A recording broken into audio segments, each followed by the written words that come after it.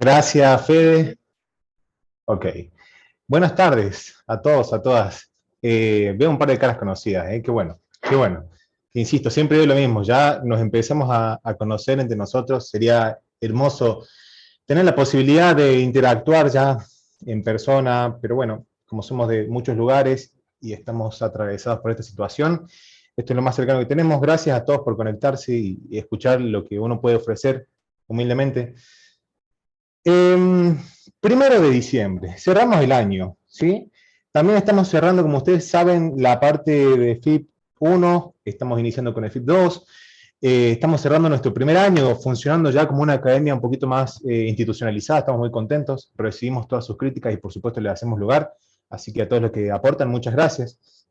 Sin más preámbulo, el tema que nos convoca hoy, a ver, voy a tratar de ser muy didáctico en el sentido de bajarlo a tierra, ¿sí? Y que tratemos de entender qué es importante, ¿sí? En este momento yo recuerdo el comentario de una persona que está en uno de los tantos grupos de estudiantes digitales, que bueno, quizás rezongando, dice, no, porque la siglo nos metió dos materias nuevas, defensa del consumidor y derechos humanos, qué pernos, no, para nada, nunca más alejado, chicos, nunca más alejado.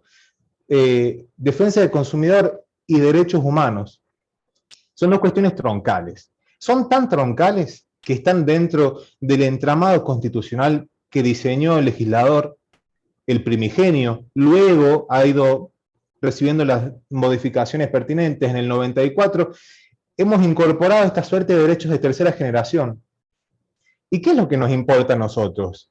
Yo cito, yo tomo la parte de consumidor y derechos humanos, que es un perno. Bueno, no sé si tanto, fíjense, no sé si tanto, porque ¿será que la historia y la evolución doctrinaria y judicial ha generado tanta importancia en este tema que se creó este famoso control de constitucionalidad? ¿Sí? ¿Qué significa el control de constitucionalidad? ¿Qué es? ¿Qué es? ¿Cómo lo podemos ver? ¿Cómo lo hacemos tangible? Y voy a partir de un ejemplo muy sencillo que nos interpela a todos. ¿Sí? Supongamos que el día de mañana, quien esté a cargo del Poder Ejecutivo, porque no quiero dar nombres, dice, bueno, la situación del país es crítica, estamos atravesando una pandemia, ¿bien? Entonces, yo que estoy a cargo del Poder Ejecutivo, nada, voy a generar a través de mis ministros, con el gabinete de ministros, previa consulta en la Cámara Bicameral Permanente, en la Comisión Bicameral Permanente, voy a sacar un DNU. ¿Y qué voy a hacer? El 50% de los ingresos de todos los habitantes de la nación argentina van a ser receptados por el Estado. Se los va a retener, ¿sí? Por supuesto. Eso nos afecta a todos, ¿sí? Entonces, ¿qué pasa? Sobre esta situación, ustedes consultan a su abogado amigo, por suerte su abogado hace una presentación y el juez agarra la constitución que tiene en su escritorio, se pone a ojearla, ve que está marcado en el artículo 99, inciso 3, ¿sí? 99, inciso 3, cerca de las atribuciones del Poder Ejecutivo, y dice, leyendo, ¿no? Bueno, se puede, en situaciones críticas, emitir un DNU por parte del Ejecutivo, pero hay 4 situaciones que no pueden estar reguladas por el DNU, que es esta situación de necesidad y urgencia. ¿Bien? Entonces el juez observa y dice, partidos políticos no se puede, materia penal no se puede, materia electoral tampoco y tributario tampoco. ¿Sí? En este momento, ¿qué ejercicio está haciendo el juez? Fíjense, ante un decreto que fuera válidamente, procesalmente hablando, fuera válidamente creado por parte del Ejecutivo, el juez le aplica el control de constitucionalidad. ¿Y qué hace? ¿Cuál es el ejercicio mental? Dice, bueno, a ver, yo tengo que ponderar si lo que ha sido emitido está de acuerdo o está creado conforme las prescripciones de nuestra Constitución Nacional. ¿Sí? Entonces en ese momento el juez se fija y dice, no, espera, por decreto de necesidad de urgencia no podés regular una materia tributaria. Lamentablemente tengo que tachártelo de inconstitucional. Por favor, ojo a la palabra, inconstitucional, porque ojalá Dios no quiera, pero si nos escuchara el maestro Sagüe, si nos escuchara Vidal Campos decir anticonstitucional, que lo hemos escuchado varias veces, les agarra un ataque, ¿eh? Es inconstitucional. ¿Y qué hace el juez? Sanciona, ¿sí? Sanciona a la norma o al artículo o a la legislación, lo que sea, de inconstitucional. ¿Bien? Previo, este ejemplo que nos va a servir como punto de partida, yo les voy a compartir ahora pantalla, por favor, que alguien me confirme, háganme dedito, si está todo ok, si lo pueden ver. Gracias, Andrea. Control de constitucionalidad. Tenemos planteado el caso, ¿sí? Hay un DNU que claramente está en contra de la inteligencia de nuestra Constitución Nacional, ¿bien? Entonces, fíjense todas las cosas que se ponen en juego. Este es un diálogo entre poderes. Poder Ejecutivo sanciona bueno, lo que ellos estiman conveniente para esta situación. El Poder Judicial dice que no está de acuerdo, ¿sí? Es un diálogo entre poderes. ¿Qué más se pone en evidencia acá? Bueno, eso que está pactado en el artículo 31 de la Constitución. Si ustedes recuerdan, supremacía constitucional, ¿sí? Ya viene de larga data, ¿sí? En este momento pensamos en Kelsen, Hans Kelsen, este jurista que propuso la existencia de una pirámide, ¿no? Metafóricamente era una pirámide donde la Constitución se ubicaba en lo más alto, y sobre la Constitución, sobre los preceptos constitucionales, se iban estratificando distintos momentos y distintas situaciones jurídicamente tutelables, entiéndase convenios, concordatos con la Santa Sede, más abajo las normativas, códigos de fondo, más abajo las leyes provinciales, etcétera, etcétera, ¿sí?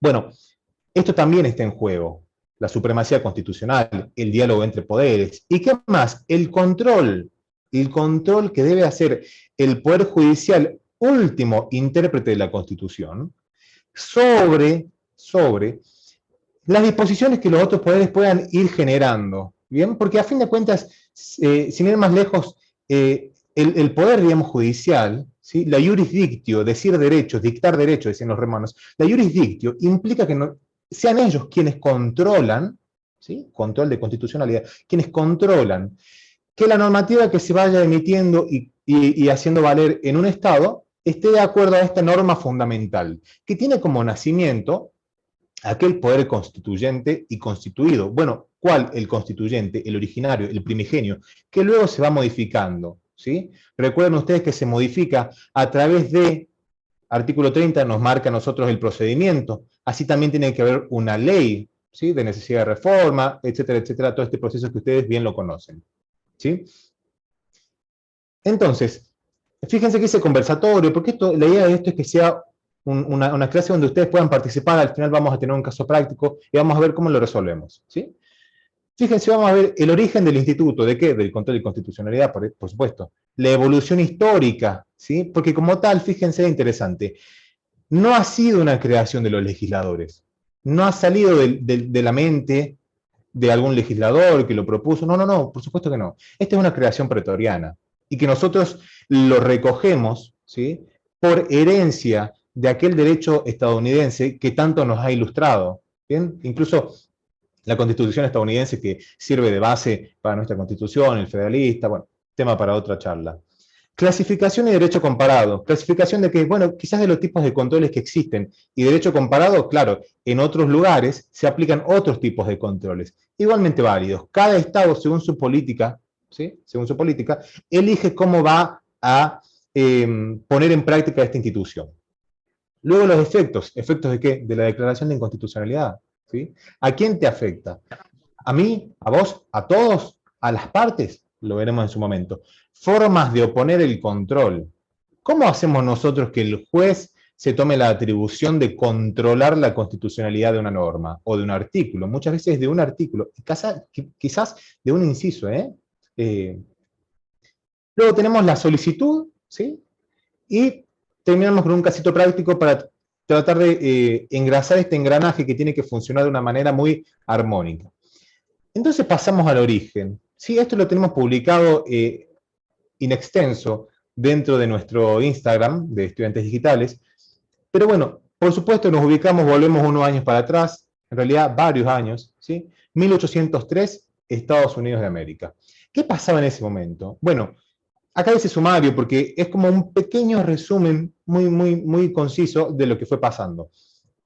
En Estados Unidos, Adams y Jefferson, me falta una S ahí, perdón, Adams y Jefferson, se estaban disputando la presidencia. ¿Bien? Entonces, ¿qué pasa? Al ganar uno, el anterior, ¿sí? El presidente saliente, ¿qué hizo? Por supuesto, designó 42 jueces de paz, ¿sí? Designó 42 jueces de paz. Que estos jueces, en su mayoría, reciben todas las partes del proceso que hacían a su respectiva designación. ¿Bien? El acuerdo del Senado, y ahí quien era jefe perdón, quien era secretario de Estado o secretario de Gobierno, debía entregar una carta, ¿sí? Era como, con ese ritual se terminaba de concluir el acto de instituir a una persona como juez de paz. Entonces, ¿qué pasa? Hay 38 jueces que asumen correctamente y hay 4 que quedan vulnerados, ¿sí? En ese momento, uno de los que queda vulnerado es Marbury. Por eso dice Marbury versus Madison. ¿Y quién es Madison? El secretario de Estado que le dice no, ¿sí? No, yo no te voy a dar la carta. Porque, claro, pensemos que también tiene un trasfondo político, ¿sí? Es un partido contrario al mío y han nombrado 42 jueces que están contrarios a mi partido. A mí eso no me sirve. Y por supuesto que republicanos y demócratas tienen una gran diferencia entre ellos. Entonces, ¿qué dijo? Bueno, a los 4 que todavía no han asumido completamente, yo no les voy a dar la carta. No se las voy a dar. Por supuesto, ¿qué hizo Marbury? Se presenta ante la Corte Suprema de Justicia de Estados Unidos. ¿Y quién estaba a cargo de la Corte Suprema de Justicia de Estados Unidos? Bueno, el juez Marshall. ¿Sí? El juez Marshall, que es el gran ilustre, es la mente maestra detrás de todo esto. Les recomiendo a todos los que tengan interés, hay una película muy corta de 32 minutos en YouTube, donde es una recreación lo más fidedigna posible del caso Marbury versus Madison. ¿Sí? Está actuado, digamos, y es muy ilustrativo. También hay un libro del maestro Jorge Alejandro Amaya a tales fines. Entonces, bueno, el juez Marshall, ¿qué ejercicio mental hace? ¿No? Porque él tenía que resolver. Estaban disputándose entre todos los vocales del superior de Estados Unidos cómo resolvían esta situación. Si le hacían lugar, fíjense lo que dice acá abajo, si le hacían lugar a Marbury y ellos fallaban a favor de Marbury, el juez, no tenían forma de obligar a Madison a entregar el acta. No había una forma, procesalmente válida. No lo iban a hacer por la fuerza, por supuesto. No tenían herramientas para obligarlo. ¿Sí?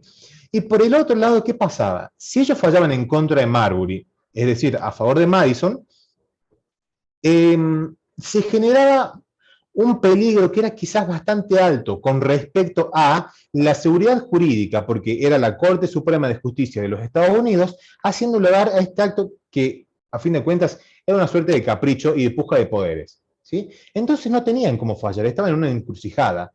¿Cuál fue la solución magnífica? ¿Sí? ¿Cuál fue la solución magnífica a la que arriba el juez Marshall, que por supuesto se termina adhiriendo el resto de los vocales? Que el Supremo Tribunal no estaba habilitado, fíjense, para resolver el caso en cuestión. Básicamente dijo, no tenemos jurisdicción, no lo podemos resolver. ¿Y por qué? Porque la sección 13, ¿sí?, de la ley judicial, la sección 13 de la ley judicial, era inconstitucional. Y él instituye este concepto. Es inconstitucional. ¿En qué sentido? Esta sección 13, ¿sí?, avanza por sobre la inteligencia de la Constitución, que ya previamente había establecido cuándo la Corte tenía competencia para dirimir en un pleito. Entonces él dice, nosotros, Supremo Tribunal, no lo podemos resolver, pues la norma que en teoría nos otorga a nosotros la competencia está en contra de la inteligencia constitucional. Por lo tanto, esa norma es inconstitucional. ¿Bien? En ese momento el juez Marshall, el razonamiento del juez Marshall, no es ni más ni menos que una supremacía constitucional.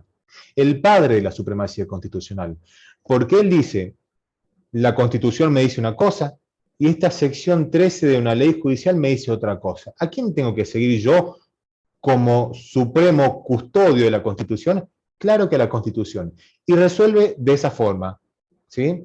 Ustedes pensarán, bueno, ¿cuál es la solución a fin de cuentas? Ni una ni la otra, ¿sí? Ni una pretensión ni la otra pretensión. No somos competentes, pues la norma que nos otorgaba la competencia es inconstitucional. Así surge, así inicia. Ese es el piso mínimo sobre el cual se edifica toda esta doctrina del control de constitucionalidad. ¿Bien? Por supuesto que esto es replicado por todos los países del mundo. ¿Y qué pasa? Tenemos la evolución histórica dentro de nuestro país. ¿Sí? Ya sabemos que surge de Estados Unidos. Recuerden ustedes que Estados Unidos es gran padre jurídicamente de la Argentina, por el federalista, por su constitución y por muchos fallos, independientemente de que tengamos otra forma de entender el derecho, ¿sí? En nuestro país, los precedentes que son más importantes, pues son los primeros, fíjense las fechas, ¿no? 1886, el Hortondo, y 1887, Sojo, ¿sí? Unos 84 años después, nuestra Corte tiene la posibilidad de fallar sobre la misma materia. Esto no significa que antes no lo habían tenido en cuenta, significa que en ese momento, en el 80, es cuando a la Corte le llega un caso de tal magnitud. No es que antes no lo tuvieron en cuenta, pues bien sale el fallo Marbury versus Madison, todos los supremos tribunales toman conocimiento de la existencia de esta doctrina y la empiezan a estudiar y entienden lo magnífica que es. Entonces, empecemos por quizás el fallo que más se asemeja, ¿sí?, a lo que dijeron los estadounidenses. En Soho, ¿qué pasa? La Corte dice básicamente lo mismo. ¿Sí? Yo no me quiero meter, no quiero gastar mucho tiempo en explicar los hechos y los considerando y todo. Vamos a ir plenamente a lo que nos compete a nosotros. En esta parte, en Soho, la Corte de Argentina dice lo siguiente: no tenemos jurisdicción originaria en la presente causa, ¿sí? Por lo tanto, el recurrente debe ocurrir por donde corresponda. ¿Y qué pasó? El artículo 20 de la ley 48, la ley 48 la van a sentir, la van a escuchar muchas veces, pues la ley 48 es muy importante a los fines del estudio y de cómo litigar, ¿sí?, de cómo litigar en el fuero federal, ¿sí? Es la organización del Poder Judicial, esta ley 48. Después tenemos los artículos 1, 2, 3 y 4 que nos dan la competencia originaria de la Corte, etcétera, etcétera, ¿sí? Entonces, en Soho, es la Corte Argentina quien falla de igual manera que los estadounidenses. Nosotros, Corte Suprema, no tenemos jurisdicción, no tenemos competencia en realidad para resolver esta cuestión, ocurra por la vía que corresponda, pues este artículo 20 de la ley 48 está vulnerando lo que la Constitución ya ha previsto previamente. ¿Bien?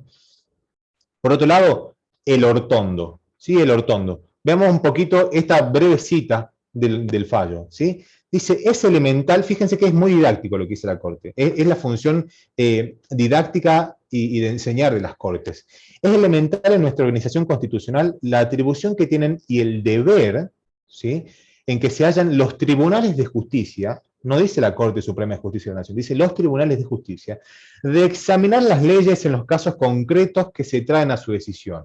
Acá nos marca el primer eslabón que tenemos que tener en cuenta, los casos concretos, ¿sí?, que se traen a su decisión, comparándolas con el texto de la Constitución para averiguar si guardan o no conformidad con esta. Ahí está el punto, ¿sí?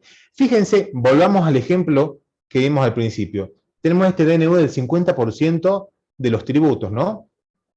¿Qué hace el juez? Tiene que examinar si este DNU, en el caso concreto, guarda conformidad con la Constitución o no, ¿sí? Entonces el juez abrió, se fijó, 99, inciso 3, claramente está en contra, ¿sí? Lo voy a tachar de inconstitucional. Entonces después nos dice la Corte, no solo la conformidad, sino que hay que abstenerse de aplicarlas si las encuentran en oposición con ella. ¿Con quién? Con la Constitución, por supuesto. Nos tenemos que abstener, nosotros jueces, ¿no? Me estoy poniendo en el papel de juez, nos tenemos que abstener de aplicar toda norma que esté en contra de la Constitución, ¿sí? Pues artículo 31, supremacía constitucional. Constituyendo esta atribución moderadora uno de los fines supremos y fundamentales del Poder Judicial. Bien, entonces el control constitucional no es algo ajeno. En realidad quizás es la mayor expresión de poder que puede tener alguno de los ministros que integran este Poder Judicial, ¿sí? Quizás es la mayor expresión de poder en el sentido de generar una situación que tiene muchísimo impacto social, político y jurídico, claramente. Bien, entonces, control de constitucionalidad, sabemos que inicia 1803, Estados Unidos, Marbury versus Madison. ¿Cuándo lo recibimos nosotros dentro de nuestra corte? El Hortondo y Soho, 86 y 87 respectivamente, hace 2 siglos, ¿no? Ahora bien, dicho esto, empezamos a analizar cómo puede ser en realidad este control de constitucionalidad. Fíjense que los sistemas, los distintos sistemas, y me refiero a sistemas políticos, ¿no? Han receptado varias ideas o varias concepciones, ¿sí? Entonces tenemos el control judicial o jurisdiccional, que es el que nos compete a nosotros, ¿sí? Nosotros los argentinos, por supuesto que tenemos nuestro control de tipo judicial o jurisdiccional. A su vez, puede ser difuso o concentrado. ¿En qué radica esta diferencia? Bueno, difuso será que lo puede aplicar cualquier magistrado que forme parte del Poder Judicial. Traducímelo. Lo puede, a ver, una ley que sale del Congreso de la Nación con el voto de las 2/3 partes, sube a la segunda cámara, se promulga una hermosa ley, ¿sí? Un juez, pienso acá en mi jurisdicción, que es lo más alto que tenemos en el país, un juez de primera instancia de Jujuy, de La Quiaca, bueno, en La Quiaca no tiene juzgado, pero de Jujuy, ¿puede declarar a esa ley inconstitucional? Claro que sí. Como también lo puede hacer la Corte Suprema de Justicia de la Nación, como también lo puede hacer la Cámara Civil y Comercial de Chubut, como también lo puede hacer el Tribunal Superior de Justicia de Tierra del Fuego. ¿Sí? El control judicial difuso implica que todos los magistrados que integran nuestro Poder Judicial pueden y deben realizar este control de constitucionalidad, poniendo en juego la norma en comparación a la Constitución que les sirve de base. ¿Sí? Por otro lado, el concentrado, ¿sí? Quiero acá hacer una breve mención y evitar algunas confusiones que hemos estado viendo. Para que sea concentrado, ¿sí? Implica que tiene que haber un tribunal que exclusivamente se dedique, pura y exclusivamente se dedique a resolver cuestiones sobre constitucionalidad. Eso nosotros no lo tenemos. Eso quizás lo tienen los españoles, el Tribunal Constitucional Español, que únicamente versa sobre constitucionalidad o no de las normas, ¿sí? En nuestro sistema es difuso, repito, nuestro sistema es difuso. Evitemos esas confusiones que por ahí pueden surgir a raíz de algunas interpretaciones, pues nuestra doctrina es unánime y es clara, ¿sí? Luego, que hayan legitimaciones para interponer una acción declarativa de constitucionalidad es otra cosa, pero nuestro sistema es difuso. Ahora bien, otro sistema reconocido en el derecho comparado, el control político de constitucionalidad. ¿Qué significa esto? Bueno, muy sencillo. El Poder Judicial o el Poder Ejecutivo o el Poder Legislativo conforman un órgano, ¿sí? Como nosotros tenemos muchísimos órganos, pienso en la Auditoría General de la Nación, el Ministerio Público Fiscal, el Ministerio de la Acusación, el Ministerio Popular, etcétera, etcétera. Así, estos sistemas crean, bien, un tribunal de control que es político porque claramente sus miembros forman parte ya sea del Poder Ejecutivo o del Poder Legislativo. Che, ¿y esto dónde funciona? En Francia. ¿Sí? En Francia, desde la Constitución de 1958, opera el Consejo Constitucional, que les adelanto, ingresar al Consejo Constitucional es un proceso gigantísimo, es muy, muy complejo, porque ellos tienen una formación de 5 años, es como que van a la facultad de nuevo, hacen 5 años de estudio puro y exclusivamente de temas relacionados a la constitucionalidad de las normas, y de ahí ingresan a la terna para concursar. Fíjense si hay que ser ávido en materia constitucional para los franceses para formar parte de este honorífico Consejo Constitucional. Bien. Ahora, por último, tenemos el mixto. ¿Qué significa el mixto? Bueno, será que se compone tanto de miembros del Poder Judicial como miembros de los otros poderes. En este momento yo cito acá la Constitución austríaca de 1902. ¿Sí? Austria, por supuesto, ha dado nacimiento a excelentísimos juristas. ¿Sí? ¿Y qué pasa?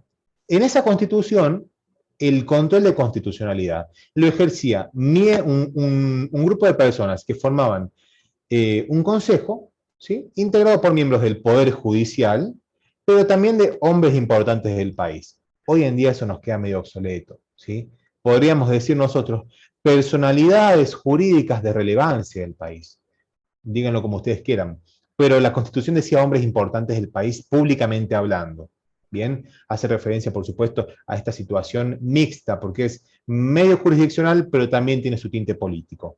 ¿Sí? Esto es derecho comparado. En Argentina tenemos un control jurisdiccional difuso. El político lo tenemos en Francia, 1958, Constitución francesa. Y el mixto lo tenemos, por ejemplo, en Austria. ¿Sí? También hay países acá, Ecuador, Chile, tienen diferentes tipos de control, pero nos quedamos ahí. Ahora bien, en cuanto a los efectos, ¿sí? Ay, perdón, me pasé, ahí está. Ahora bien, en cuanto a los efectos, ¿sí? Bueno, supongamos que tenemos nuestro casito del DNU, ¿sí? Se presenta Asociación Civil de Estudiantes de Derecho, se presenta y solicita que se declare inconstitucional, ¿sí? El juez hace lugar, ¿bien? ¿Cómo funciona esto? Cuando el juez hace lugar y dice, bueno, esta norma es inconstitucional, ¿para quién?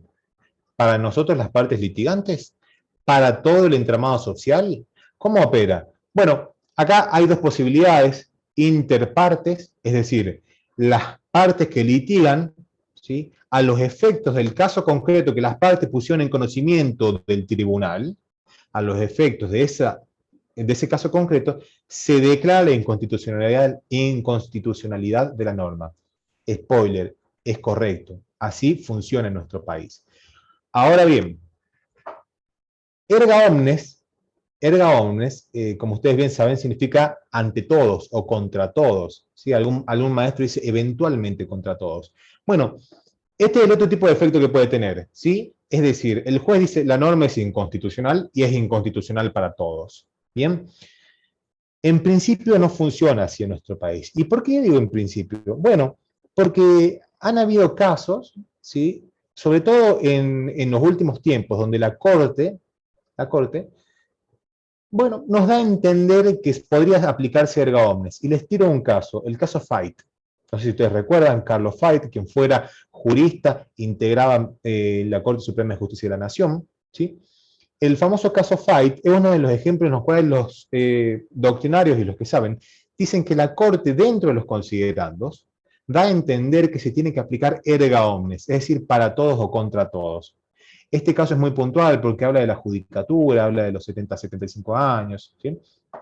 Pero siento un precedente que es muy importante. Ahora bien, que el efecto sea interpartes no significa que muera en ese litigio, pues bien a futuro uno lo puede citar, en realidad uno lo debe citar, ¿sí?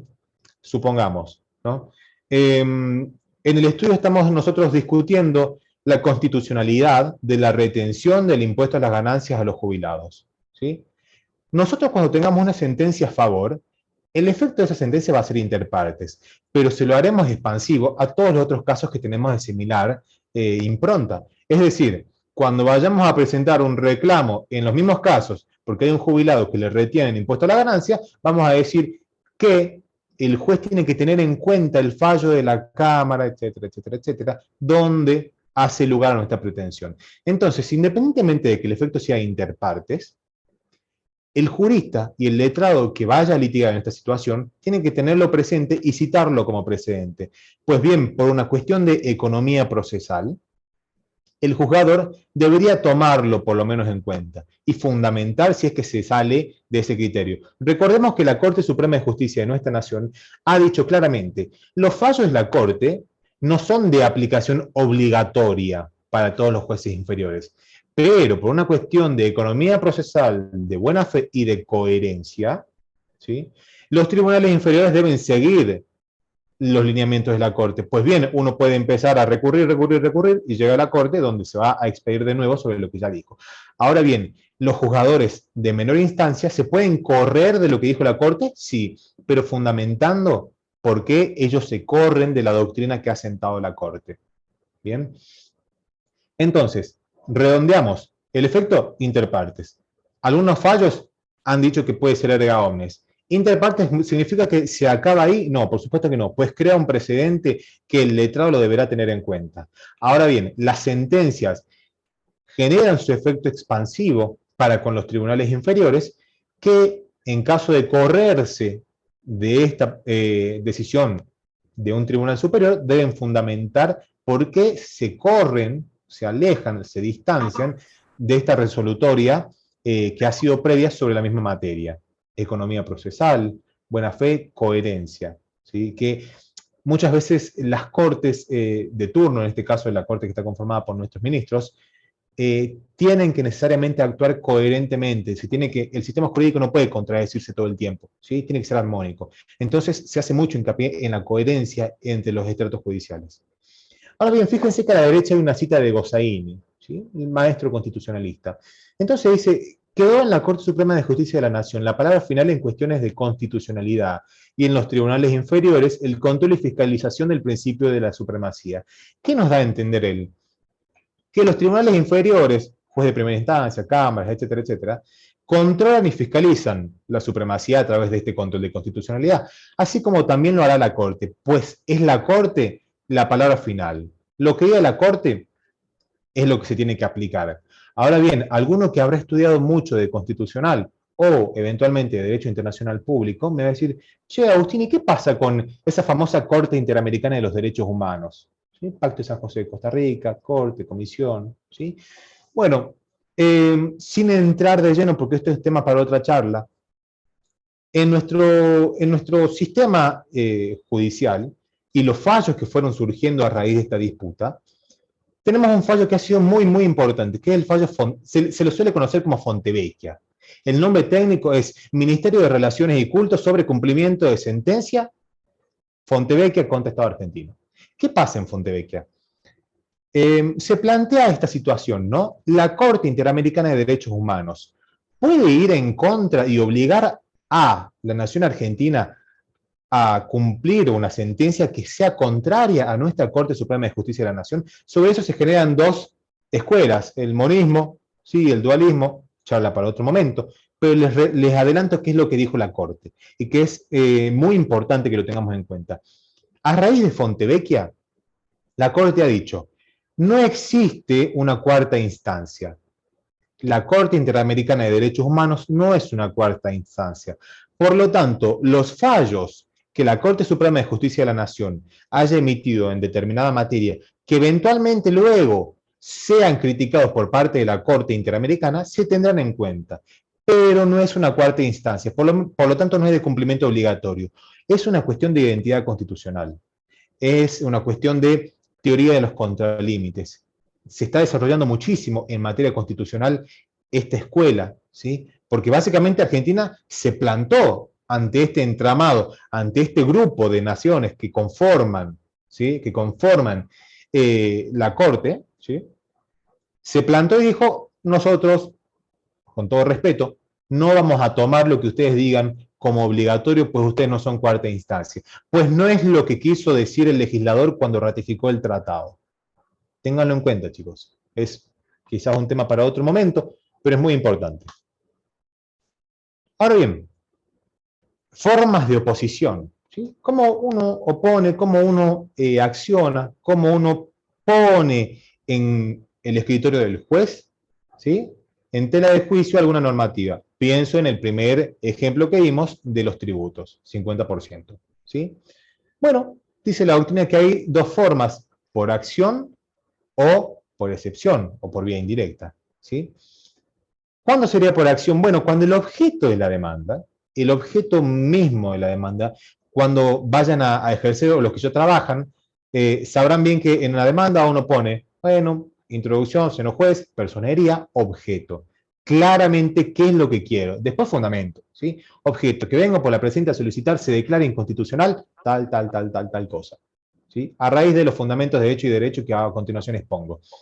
Entonces, por acción, ¿sí? Opera cuando directamente y puntualmente lo que nosotros estamos buscando a través de esa demanda es poner en examen la inteligencia de la norma, ¿sí? Y decirle al juez, señor juez, quiero saber si esto es correcto o no constitucionalmente hablando, ¿sí? Por ejemplo, dice acá una acción de amparo. Por favor, chicos, no digamos recurso de amparo, porque tampoco es correcto, es acción de amparo. ¿Bien? Y ahora bien, por excepción o por vía indirecta, cuando quizás lo que se está discutiendo es otra cosa. Pero ¿qué pasa? La parte que está siendo atacada jurídicamente dice, che, pará, tu fundamento se sustenta en esta normativa. Y esta normativa solicito que sea declarada inconstitucional. ¿Bien? ¿Se entiende la diferencia? En una yo voy y le digo al juez, señor juez, quiero que me diga si esto es constitucional o no. En la otra, a mí me están requiriendo una pretensión, y yo digo, tu fundamento o la base legal de tu fundamento, perdón, de tu pretensión, es tal cosa. Esa cosa, esa norma, ese decreto, esa resolución, esa legislación, ese acto jurídico, 259 del Código Civil, es inconstitucional. Bien. Ahora bien, fíjense acá abajo, al costadito, está la salvedad, ¿no? Y bueno, quise hacer una cita a un autor que, bueno, él propone que los códigos procesales, ¿sí? Por ejemplo, el Código de Córdoba, al tener o al prever la existencia de la acción directa de constitucionalidad, que va directamente ante el Tribunal Superior de Justicia, transforma el sistema mixto, perdón, el sistema difuso en sistema mixto, ¿sí? Quise citarlo al maestro, él tendrá sus fundamentos, ¿bien? Pasa en Córdoba, pasa en Jujuy.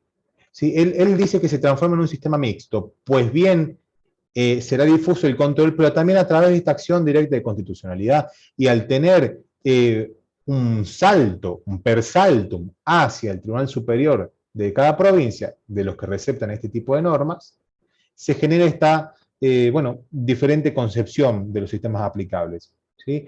Al que le interese puede leer la cita, ahí está, luego se pasará este PowerPoint.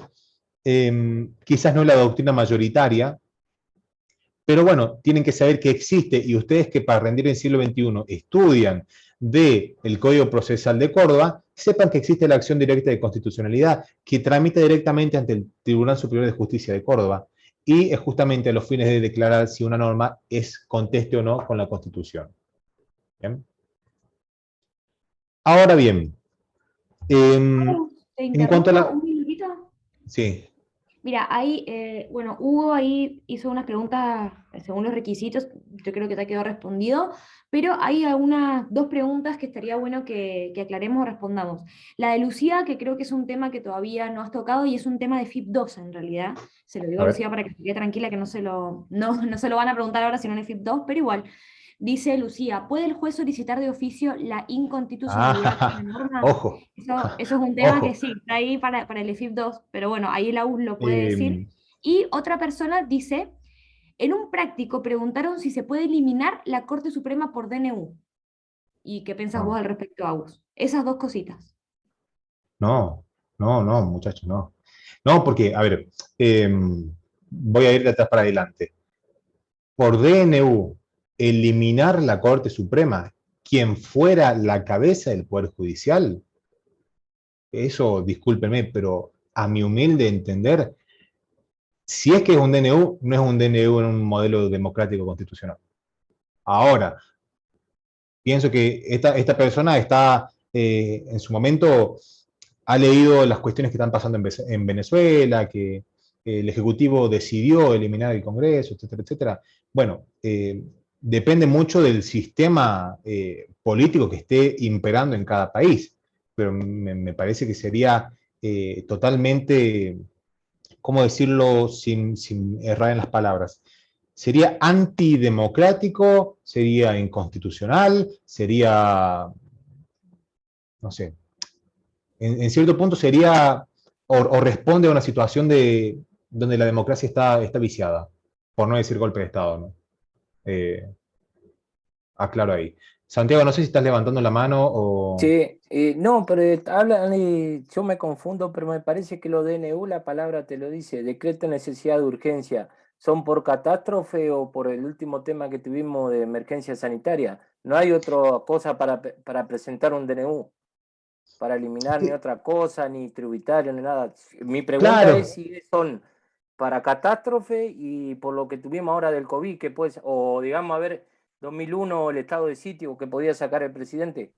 sí, mira, Santiago, siendo honesto, el DNU lo ideó el legislador como una medida rápida para cuando haya una verdadera emergencia. El COVID es una verdadera emergencia, pero los presidentes o los poderes ejecutivos lo han utilizado de una manera legislativa. Hoy por hoy, si vos te pones a buscar en el boletín oficial, eh, perdón si me equivoco, pero creo que el gobierno ha sacado más de 300 DNU. ¿Bien? Entonces, si bien se ha ideado a los fines de evitar la burocracia que lleva legislar por parte del Poder Legislativo y llegar a una solución veloz, no se utiliza de esa manera. Está súper, hiper, mega criticado el DNU porque se utiliza en los fines políticos, ¿sí? Acá te sacan un DNU por cualquier cosa. Y fíjate que el fundamento de los DNU es que dicen, se declara, presten atención, cuando uno dice, se declara estado de emergencia sanitaria, emergencia económica, emergencia no sé qué cosa, ese es el fundamento o es la piedra basal sobre la cual los presidentes luego esgrimen y sancionan sus DNU. Pues bien, ellos se basan en que se ha declarado la emergencia económica. Otra cosa, el país está en emergencia económica hace más de 20 años. Nosotros vivimos en emergencia económica.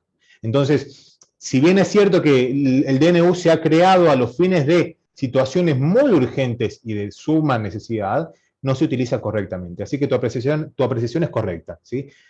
Es un hiperpresidencialismo lo que está pasando cuando el Ejecutivo directamente se arroga para sí potestades legislativas, ¿sí? Porque dice, bueno, ¿para qué voy a esperar a que el Congreso me saque leyes probablemente en contra? Pues depende de la conformación de las cámaras, lo hago por DNU, ¿sí? Pero bueno, eso queda para otro momento. Y volviendo a la pregunta de Lucía.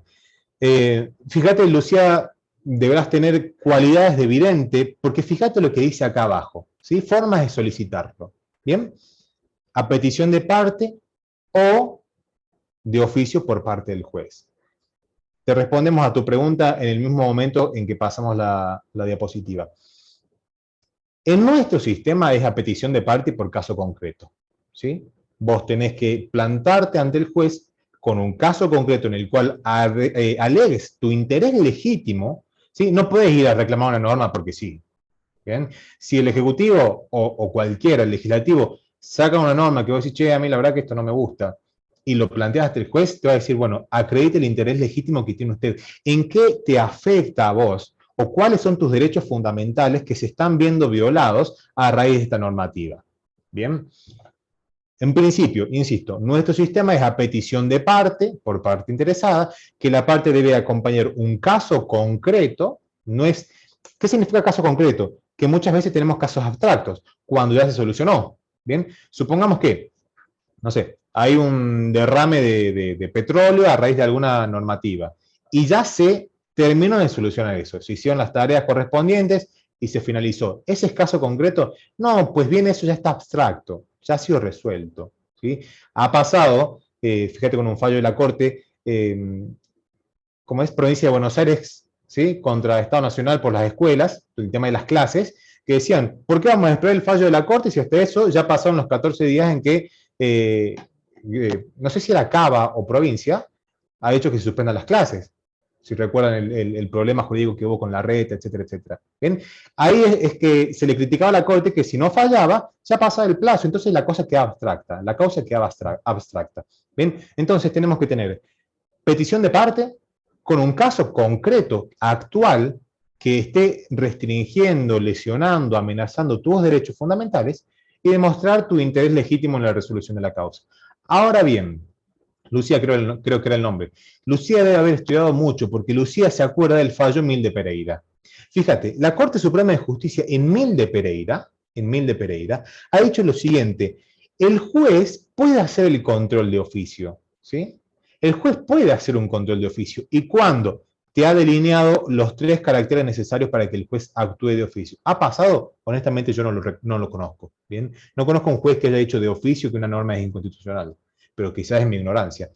Tenés 3 casos, y te dice acá, en primer sentido, es un acto de suma gravedad, ¿sí? Pensemos en esto, ¿no? En este ejemplito ficticio del 50% de los tributos, ¿sí? El DNU del 50% de los tributos, ¿es de suma gravedad? Claro que sí. Es confiscatorio, viola tu propiedad privada, etcétera, etcétera, ¿sí? Es de suma gravedad.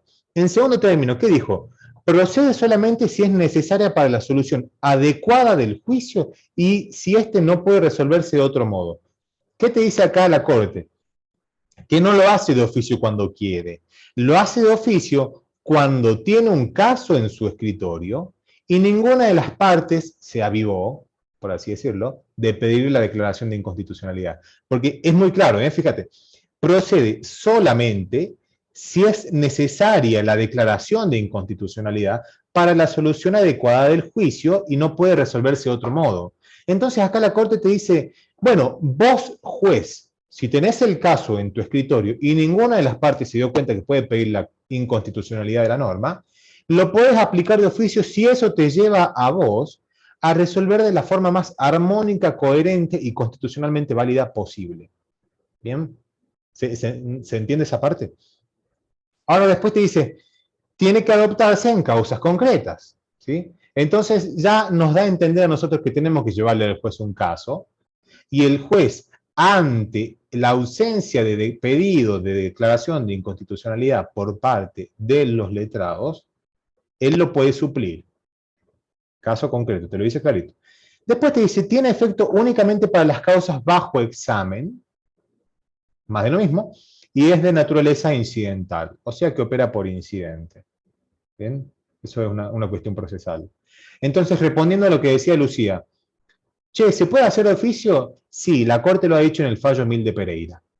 Te pone los requisitos A, B, C, D y E, y te da a entender que previo a la declaración de oficio del juez, él tiene que tener un caso, y ese caso tiene que ser concreto, y esa solución a la que arriba tiene que ser la solución más acorde a derecho y que únicamente pueda ser arribada a través de la declaración de la inconstitucionalidad de la norma, decreto, reglamento, etc. ¿Bien? Entonces, respondiendo a lo que decís, en principio es a pedido de parte, pero puede ser de oficio cuando 1000 de Pereira, 5 requisitos. ¿Sí? Gracias, Lucía, por tu excelentísima intervención. Ahora bien, Decirles a los chicos y a las chicas que este tema es de FIP 2 de cajón, por lo tanto, no creo que se les pregunten en el FIP 1, pero sin embargo, para el FIP 2 sí se los van a preguntar y es un tema pero demasiado esencial. Por lo tanto, está bueno que esta clase la guarden, anoten, tomen apuntes, porque les va a servir para ahora y para después. Eso, Agus, gracias. Gracias, Fede. Decía mi maestro de la UNC, pónganle rojito, ¿sí? Pónganle rojito, anótenlo, márquenlo en el programa. ¿Bien? Uy, me fui para atrás. Ahora bien, fíjense qué más pasa, ¿no? Y esto quizás también excede a lo que nosotros tenemos que estudiar, porque el programa es muy escueto cuando dice control de constitucionalidad. Pero nosotros como operadores de derecho tenemos que tener un conocimiento más integrado, ¿sí? Entonces, ¿qué le falta? Vamos a hacer una crítica al siglo XXI. ¿Qué le falta a nuestro programa? La parte de control de convencionalidad, que esto ya está más que aceptado por parte de la doctrina. ¿Y qué significa? Que nuestra Constitución, a raíz de la reforma del 94, que prevé el artículo 75, inciso 22, que nos da a nosotros 11 tratados, luego se ampliaron a 14, nos ha ampliado, ¿sí? Y esto la doctrina le ha puesto un nombre, bloque de constitucionalidad o bloque de convencionalidad. ¿Qué es esto? Bueno, nuestra Constitución está en el mismo rango que los tratados receptados por el 75, inciso 22, y lo que posteriormente fueron ratificados por el Congreso. ¿Bien? Entonces, tanto como el juez debe conocer la Constitución, debe conocer estos tratados que son tan importantes, pues tienen el mismo nivel. Ahora bien, ¿qué ha dicho la Corte Interamericana de Derechos Humanos? Fíjense, interesante, ¿no?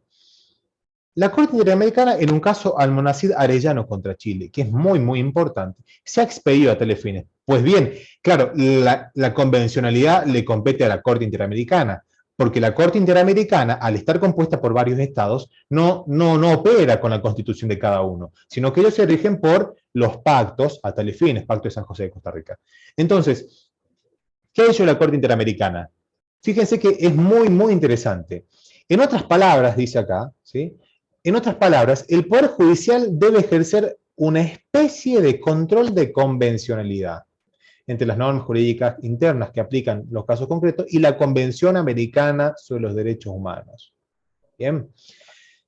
Esto, por supuesto, es obra de quien fuera en su momento presidente de la Corte Interamericana de Derechos Humanos. Él ha generado esta idea, él ha sido el precursor, un maestro mexicano, que desde hace mucho lo viene insistiendo, y bueno, en Almonacid Arellano, la Corte Interamericana le ha dicho, ¿sabes qué? Tienes razón. ¿Sí? Pero él lo venía planteando desde hace mucho. Esto es la convencionalidad. Entonces, ¿qué significa esto? Nosotros lo bajamos a nuestro sistema jurídico. Que el juez tiene que controlar la constitucionalidad y la convencionalidad de las normas. Por lo tanto, pienso, si una norma emitida válidamente, ¿no?, es violatoria, por ejemplo, de los derechos de la vejez, que no están tan contemplados en nuestra Constitución, ¿El juez la puede criticar y sentenciar como inaplicable? Sí. Pues bien, eso es el control de convencionalidad. Recuerden que dentro de todos estos pactos hay pactos que son muy importantes, en contra de la tortura y las penas crueles, en contra de la discriminación de la mujer, a favor de los derechos del niño, derechos de la vejez, derechos de los discapacitados. Todas estas cuestiones que han ido tutelando aquellos grupos sociales que han sido siempre vulnerados, ¿sí? Que tienen recepción normativa y constitucional, pues 75, inciso 22, según el fallo Almonacid Arellano, que para nosotros es muy importante, se debe controlar a través del control de constitucionalidad y el control de convencionalidad. Bien, ténganlo presente. Cuando vayan a ejercer ya en los tribunales, van a ver que es muy importante conocer todos estos tratados, porque cuando uno se presenta a litigar, ¿sí? En este caso, Bolo, sobre lo que estaba hablando, en la materia previsional, que tiene que ver con nuestros abuelos, por supuesto que nos agarramos del pacto de derechos de la vejez, nos agarramos de ese pacto, y muchas veces los juicios los terminamos ganando por eso, porque el juez tiene que tener una perspectiva de vejez. Como existe la perspectiva de género, como existe el interés superior del niño, existe la perspectiva de vejez. Y eso no es de nuestra Constitución, ¿eh? Eso viene de la convencionalidad 75 y 122, Pacto de los Derechos de la Vejez. Entonces, este control de convencionalidad que está amparado y justamente trabaja en paralelo con la constitucionalidad, para nosotros es muy importante, ténganlo presente, no está en el programa lamentablemente. Si alguno de los compañeros de la siglo XXI nos está escuchando, los invitamos a que lo incluyan, pues ustedes bien saben que es muy importante. ¿Sí? Dicho esto, pasamos a un casito práctico. Bien, antes que nada, Fede, comentame si ha quedado claro, si he podido compartir algo Sí, quedó de bastante claro. utilidad. Algunos compañeros por ahí se conectaron antes, entonces hay algunas cuestiones que no escucharon, pero los mismos compañeros y yo hemos ido respondiendo, así que no hay ninguna duda por el momento. Hay una duda que no está tan relacionada con el tema.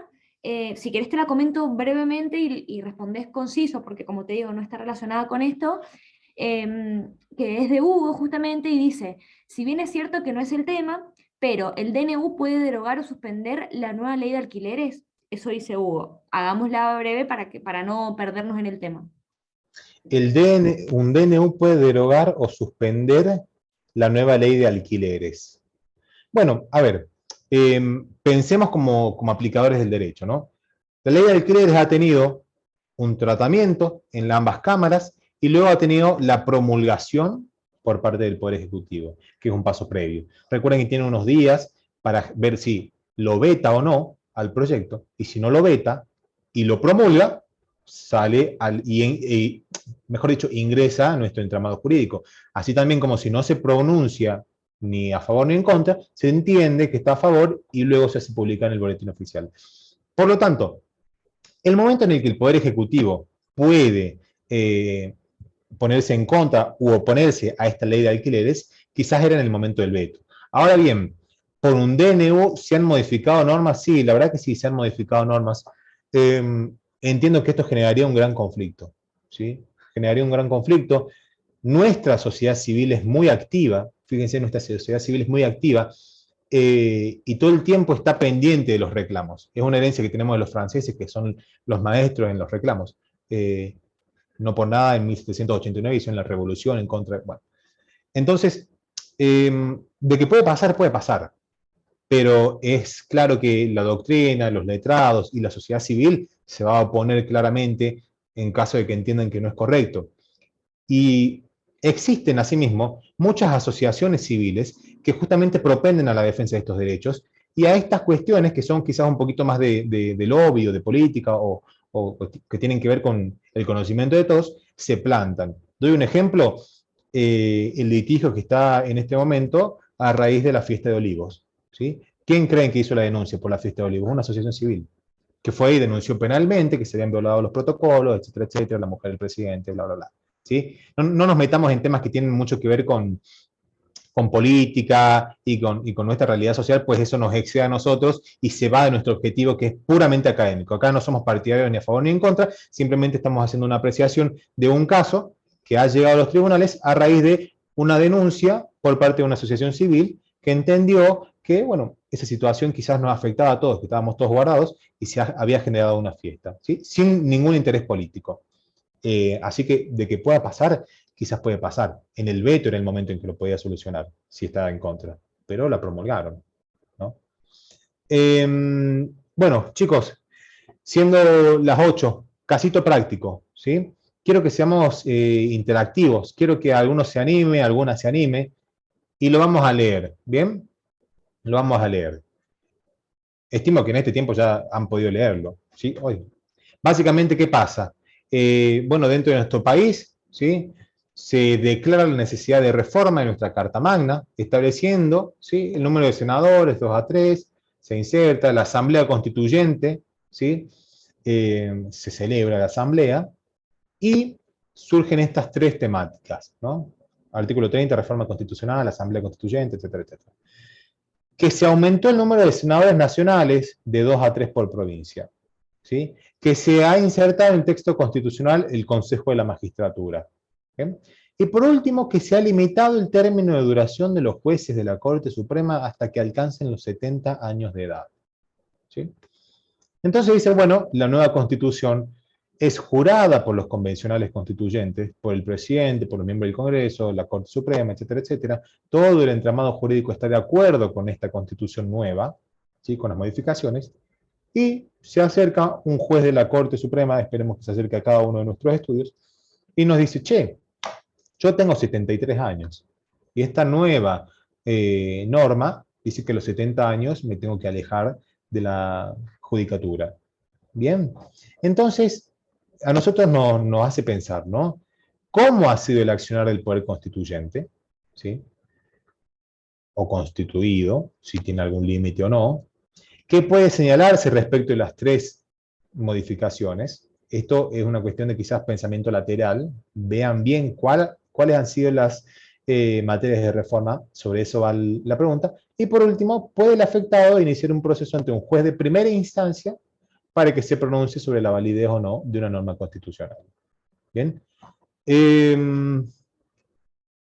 Momento de ustedes. ¿Quién se anima? Este es el momento para equivocarnos, ¿eh? Pueden poner por el chat, si alguien se anima a prender el micrófono no hay problema, lo que ustedes deseen. Pueden opinar ahora, como dice Agus, es el momento para equivocarse y que el profe nos corrija.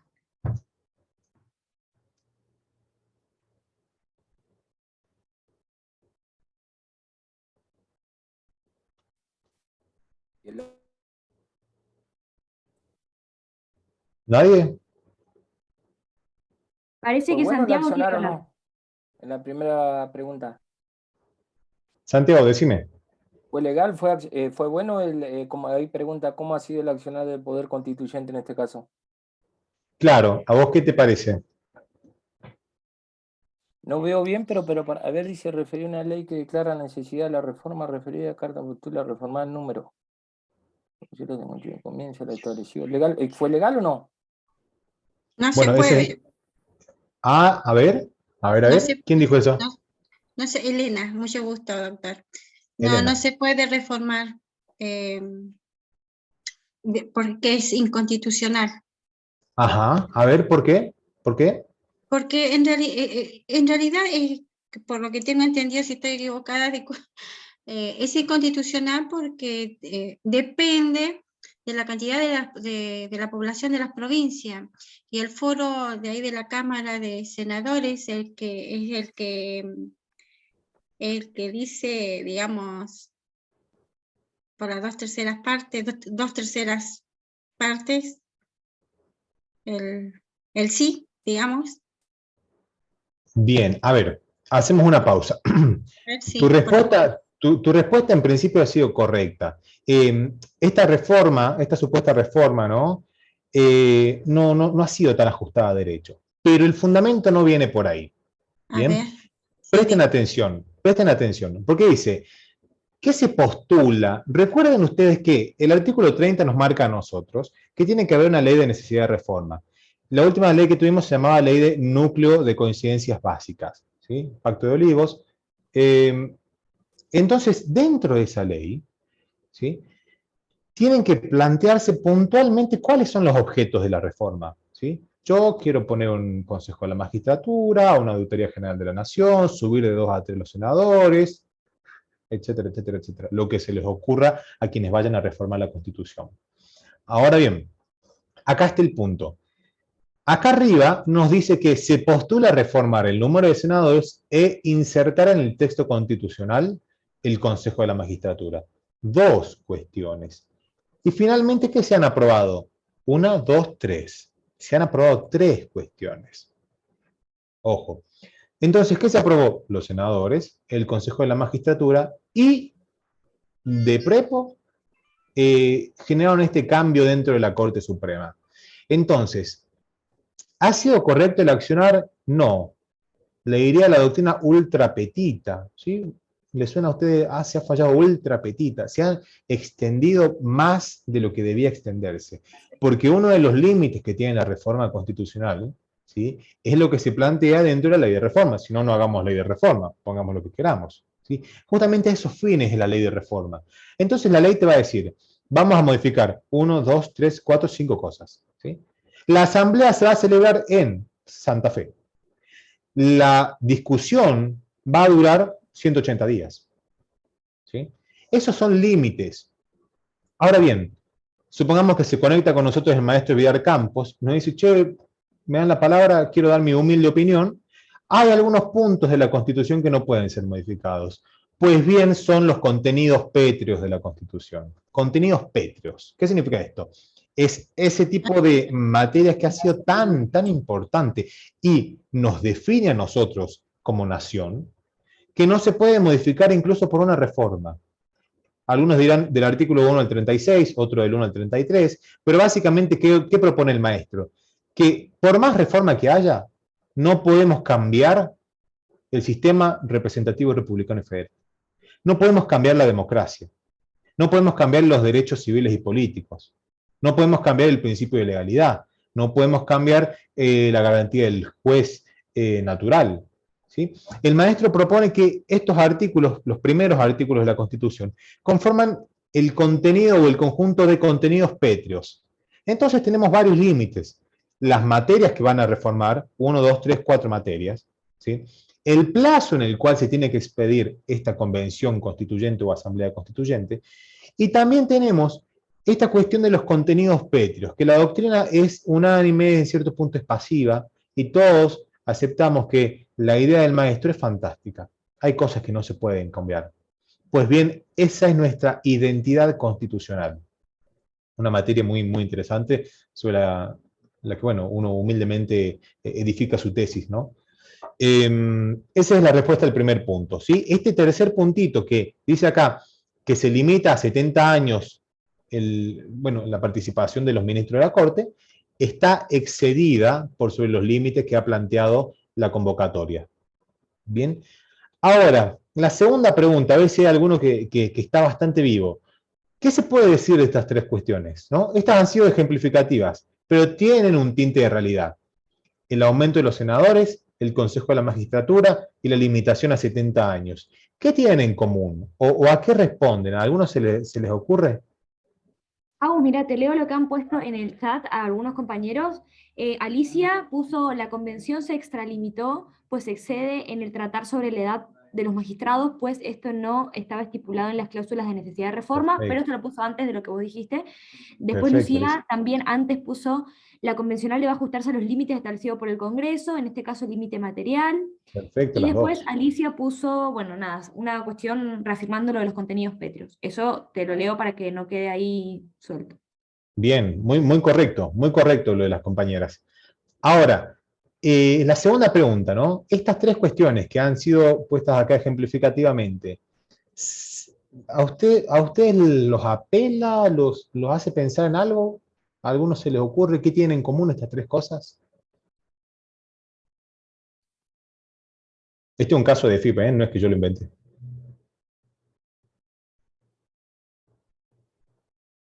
¿No? ver si alguien se anima. Nadie los va a retar, no los vamos a corregir, no nada, simplemente es para que aprendan más. Lo que se les ocurra está bien, ¿sí? Si no, no necesariamente tienen que haber estudiado antes de la clase ni nada, ¿eh? Lo que se les venga a la mente está bien. Tiro una Está pista. tocando temas, profesor, que está tocando temas del Poder Judicial y del Poder Legislativo. Sí, sí, viene por ahí, sí. Pero es una cuestión de pensamiento lateral. O sea, cuando lo digamos van a decir, oh, mirá qué sencillo que era. ¿Cómo la pregunta, profe? Estas tres reformas, senadores, Consejo de la Magistratura y 70 años para los ministros de la Corte, tienen una relación entre ellas.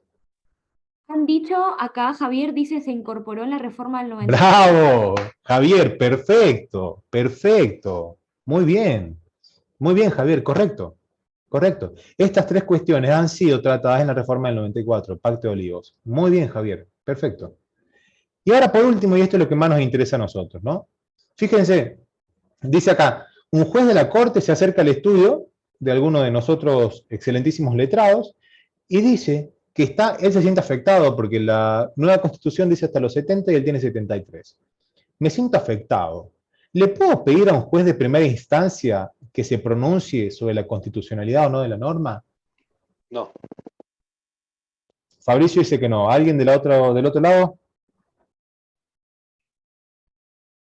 Soledad dice sí, Joana dice sí, Celeste sí, Lucía dice lo que pasó con Fight, Karina y Andrea sí.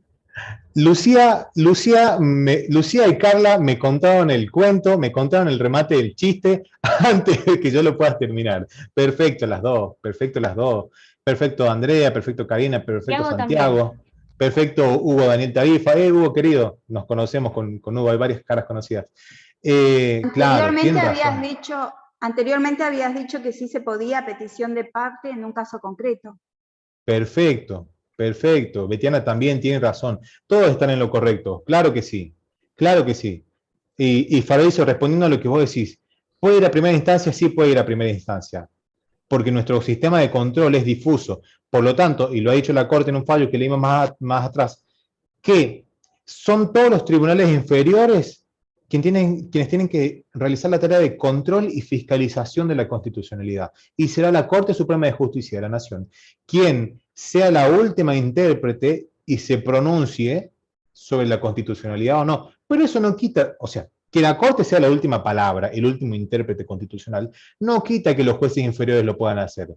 Por lo tanto, como lo dijimos al principio, respondiendo a lo que dijo Fabricio, supongamos que este juez se acerca, el juez de la Corte, ¿no? De 73 años, se acerca al juez de primera instancia de Tierra del Fuego, o de acá de Jujuy, o de Misiones, de la punta del país, al juez que está perdido en el último juzgado y le pide la inconstitucionalidad, sí se la van a declarar.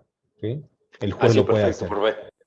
Si no, me confundían en cuanto a la competencia, ya sea nacional y provincial, no, pero sí, al ser difusa, sí tiene razón, profe.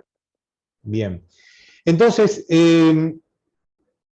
volviendo a lo que habían dicho las compañeras, ¿sí? Volviendo a lo que habían dicho las compañeras, este es el caso Fight. Este es el caso Fight, ¿sí? Y se los cuento brevemente para los que no lo conocen. Carlos Fight, flamante miembro de nuestra corte, que ha sido ministro como por más de 20 años, no recuerdo exactamente por cuánto, pero Carlos Fight, a los 94 años, falleció, ¿sí? Habiendo dejado de trabajar en la corte hace días, ¿sí?